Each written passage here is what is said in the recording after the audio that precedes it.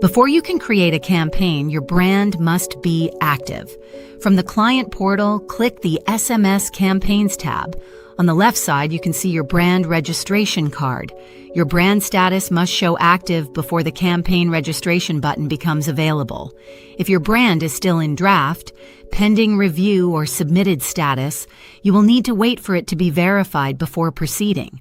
Once your brand shows active, you are ready to register your first campaign. On the right side of the SMS Campaigns tab, you will see the Campaign Registration card. If you have not started a campaign yet, there will be a Submit a Campaign button. If you already have a draft in progress, you will see a Continue Editing button instead. Click either one to open the campaign registration form. At the top of the form, there is a guidance panel labeled Tips for First Try Approval. I highly recommend reading through these tips before filling in the fields. Let us expand it now and review the key points. The first field is Use Case, which tells the carriers what type of messages you will send. The drop-down includes options like customer care, marketing, delivery notifications, account notifications, two-factor authentication, and more. For most businesses, low-volume mixed is a great choice if you send multiple types of messages like reminders, updates, and follow-ups. Do not pick a narrow use case like two-factor authentication if you also plan to send appointment reminders. Next to the use case, you can optionally select sub-use cases to provide more detail about the types of messages in your campaign. Next is the campaign description field. This requires at least 40 characters and should answer 3 questions. Who are you? Who do you message? And why? For example, a good description would be, Wicked Sprockets Auto Repair sends appointment reminders, repair status updates, and billing notifications to existing customers who opted in via our website. A bad description would simply say, we text our customers. Be specific about your business name, your audience, and the types of messages you send.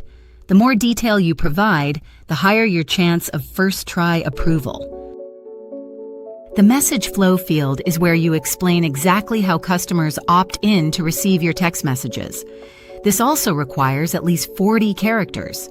You need to describe the specific mechanism. For example, customers provide their phone number and consent to receive text messages when scheduling a service appointment through our website at wickedsprockets.com. The carriers want to see that customers are explicitly giving consent. Mention whether opt-in happens through a website form, in-store sign-up, texting a keyword to your number, or during an account creation process. Now we get to the Sample Messages section. Sample Message 1 is required and must be at least 20 characters. Messages 2 and 3 are optional but recommended. There are 3 important rules for your sample messages. First, include your brand name in every sample. Second, include reply stop to opt out in at least one message. Third, never use shortened URLs like bit.ly or tinyurl. Use your full company domain instead. A good sample would be Wicked Sprockets Reminder. Your vehicle service appointment is tomorrow at 10 a.m. Reply stop to opt out. Below the sample messages, you will find the keyword and message configuration section.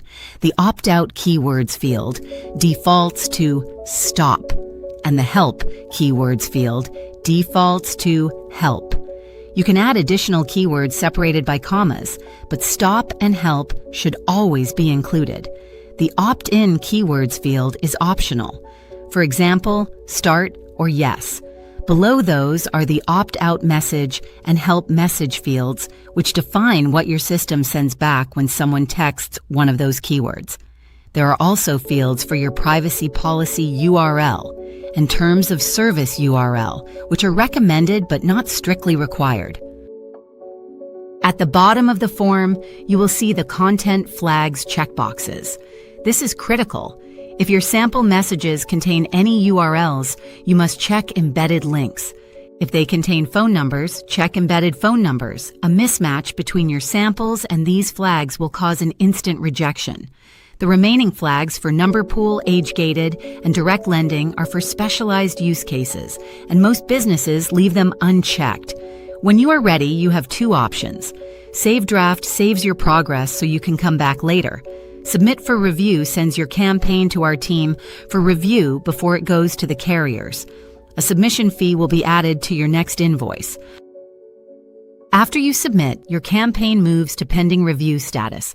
Our team will check your use case, description, sample messages, and opt-in flow, then either approve it or return it with specific feedback. Once approved, the campaign is sent to the carriers for final verification. You will see the status update to active once everything is confirmed, and your phone numbers will be registered for business texting. Remember, the most common mistakes are picking the wrong use case, writing a vague description, leaving your brand name out of sample messages, and not matching the content flags to your samples. Take a moment to review everything before you submit.